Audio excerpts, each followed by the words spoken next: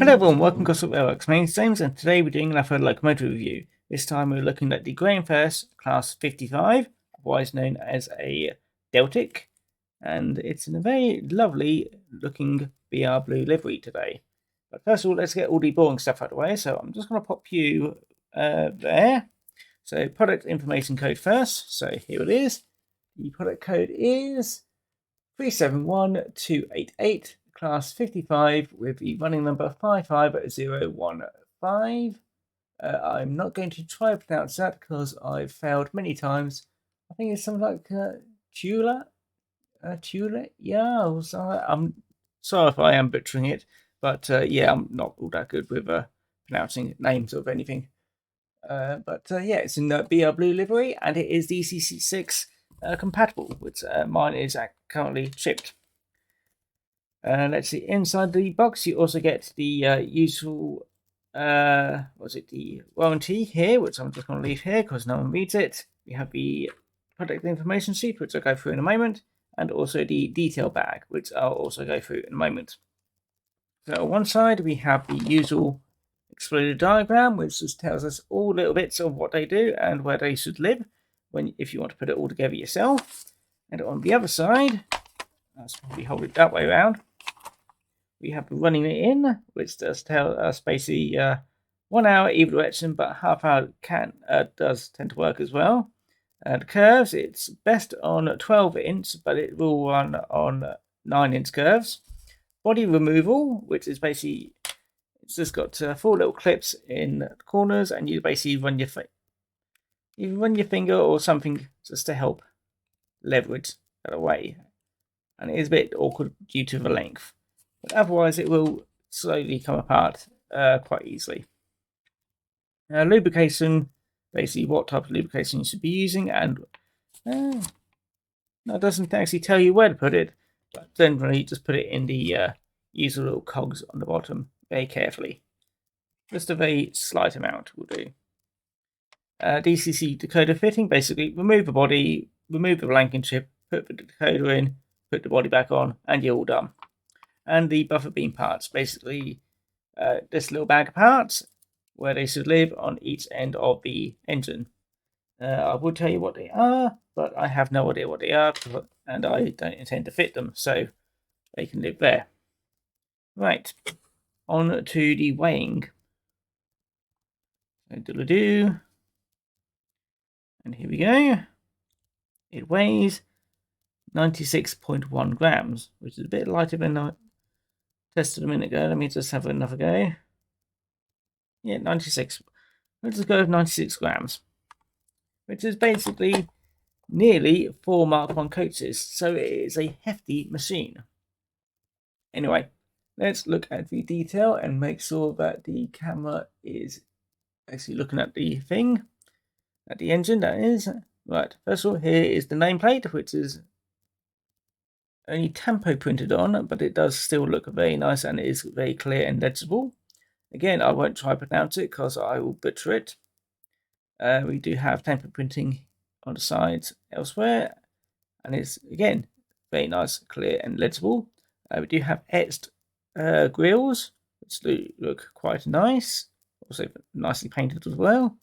One thing which did catch my eye earlier is that underneath these etched grills here on the top, where the engine is, there is actually a static depiction of the engine fans, and that is a very nice little feature. As I said, they are static, they won't move, probably too much if it did move, but yeah, still a nice little feature which they didn't really have to add, but it looks nice and it adds value to the model. Have little windows into the engine bay on the sides, both sides that is, and they are lined with a silver paint. And under frame detail, there's not really much other than you have these tanks on the sides and also very nicely detailed bogies. You do have NEM pockets at either end. There's no traction tyres, but you do have all-wheel pickup, and I think it is, let me just double check. Yes, these are all powered axles, so lots of power, lots of weight, and a lot of picking up, so very nice. Anyway, on to the end details. Both ends are basically identical as far as I can tell, so I'll just go with just one.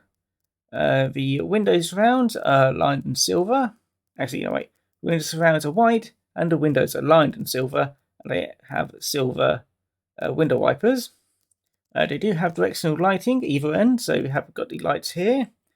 Quite sure it does have a red light. I just don't remember where it is. Actually, I think there. Red lights that come out here, I think. These are the front lights. We'll double check when we're on the track. And yeah, do have little holes for where the buffer beam details go. And you do have more template printing, separately fitted handrails, and also other little nice things. And also the two horns either end of either side of the cab windows. And that's the most. I think that's most of it. Let's see if there's anything else. Not too sure what these holes are, but they're a nice little feature. I do have a and quite sure that's not an engine bay because the engines will be over here. But you do have a I'm gonna say that it's a bonnet door, even though the engine's not there. There's a hatch there and a hatch there, just underneath the cab. So that's something important. Again, I'm not all that familiar with diesels, so I'm not too sure. But otherwise, it's a very handsome-looking engine, and it does so. One of the reasons why I like older diesels, they look much more handsome, really. Compared to the usual Class 50, Class 66, that is, that are running around nowadays for freight and stuff like that. But yeah, I'm very happy with this. Anyway, I'm probably going to get it onto the turntable so you can have a better look at it yourselves. And I should stop waffling on here, and then I can waffle on telling you about the actual locomotive, the prototype itself. So I'll see you in a bit. The British Rail Class 55, also known as a Deltic or English Electric Type 5, is a class of diesel locomotive built in 1961 and 1962 by English Electric for British Railways. They were designed for high-speed express passenger services on the East Coast Main Line between Edinburgh and London's King's Cross. They gained the name Deltic from a prototype locomotive, DP1 Deltic, which in turn was named after its Napier Deltic power units. At the time of their introduction into service, the Class 55s were the most powerful single-unit diesel locomotives in the world, with a power output of 3,300 horsepower. They had an official maximum speed of 100 miles per hour. However, this was frequently exceeded, with speeds up to 117 miles per hour being recorded on level gradients, and up to 125 miles per hour whilst descending Stoke Bank. The introduction of the Deltics was a step change in locomotive performance on the East Coast Main Line. Once the entire fleet was delivered into service in 1962, the timetable was accelerated, with a journey time from London to Edinburgh cut by 1 hour, and from 7 hours to 6, enabled by the Deltic's ability to rapidly accelerate and maintain high speed over long distances.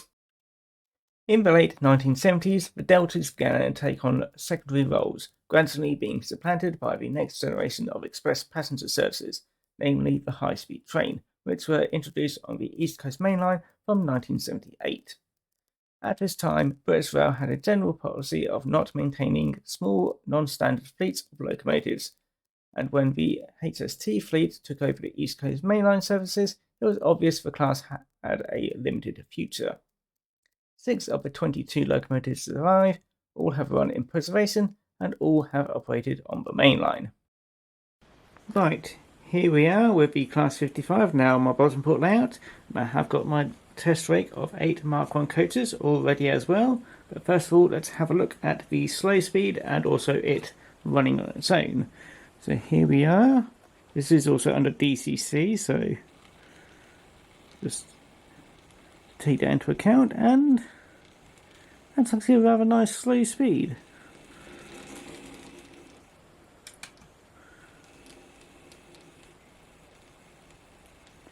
If you play about with the CV settings, you can probably get that slower. But personally, I'm quite happy with that. So let's just get it running round. It's a fairly responsive engine. And just from the sound of it going around on its own, you can hear it's a fairly heavy model.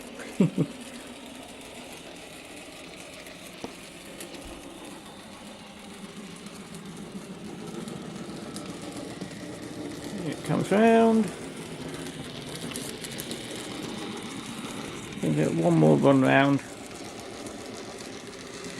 A bit more speed anyway.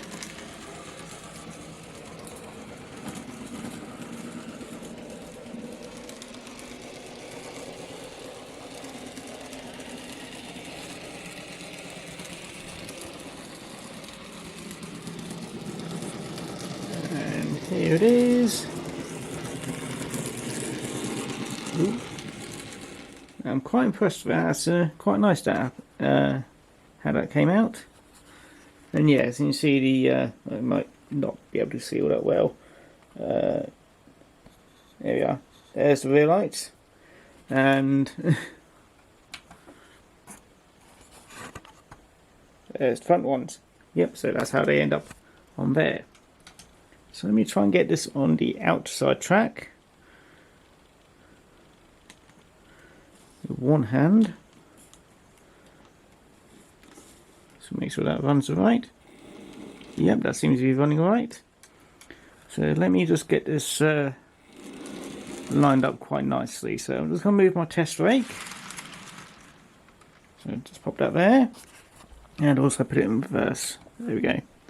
So just to mention, this is 8 Mark 1 coaters. Each one of these is 25 grams. So this is 200 grams worth of coaches, which is just over twice the weight of the the Class 55, that is.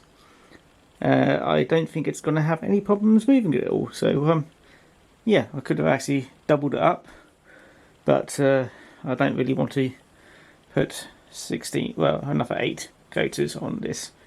I'm assuming it'll put it perfectly fine, but I just don't really want to put that many coaters on it. Ooh. There we go. Ooh. There we go. Just gonna make sure that's coupled up. Yeah, that seems right to me. And yeah. You'll have zero problem pulling 8 Mark 1 coaters, because it's got 6 wheels, well, 6 axles giving power, and it's fairly heavy. So yeah, it has zero issues with this amount of coaches, and I could just double it up and it will probably still have no issues pulling this amount of coaches. Yeah, I'm quite happy with that. Let's do it one more round. A bit more speed, because we always like speed.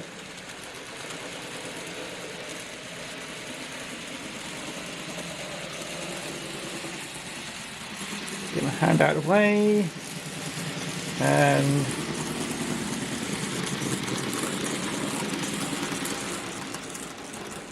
quickly slow it down. Luckily this decoder does allow me to do that. I have to re-glue some of this stuff. I don't know why it keeps coming out. I may keep knocking it, but anyway. Stay. I really should redo some of these plant things, especially these ones. But anyway, onto the actual locomotive. But yeah, it has zero issues pulling 8 Mark 1 coaches, and like I said, I could double it up and it will probably still not have any issues pulling 16 Mark 1 coaches. Now then, it's a good runner. It looks absolutely beautiful. Now the main problem, price. If I remember right, it's probably about 130 to 140. So it's a fairly expensive model, but it is a very, very good runner. So it's probably gone up a bit more by then. So don't be all that surprised if it's gone up to 150 or something like that. But yeah, personally, it may be a bit too much for me, but not.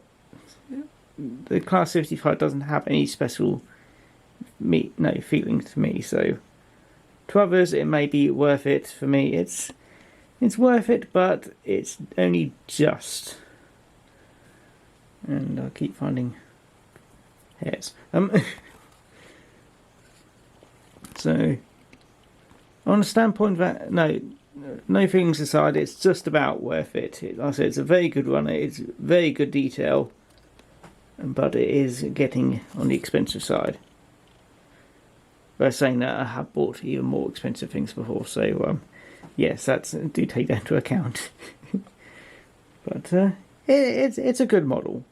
I would recommend it. If you really want a Class 55, do get one of the new ones, because it's still built like a tank. Or, well, tank with fragile bits all over it. It pulls pretty much like a Union Mills model. It will keep going. And it does look nice. So, yes, it's all up to you lot, really. But yeah, do let me know what you think. But yeah, otherwise I'm just going to send it off in its way. So yeah, I hope you enjoyed the video. I hope you enjoyed the review. If you do like it, feel free to like, comment and subscribe. Do let me know what you think. Do you think if it's worth it?